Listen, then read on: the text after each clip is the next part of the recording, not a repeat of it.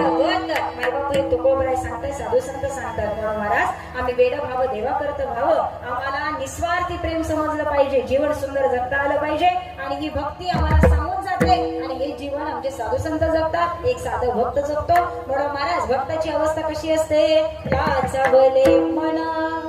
लागली से गोडी. आता मन भगवंताचं झालं, नामस्मरणाला आम्ही वेडे झालो आणि आता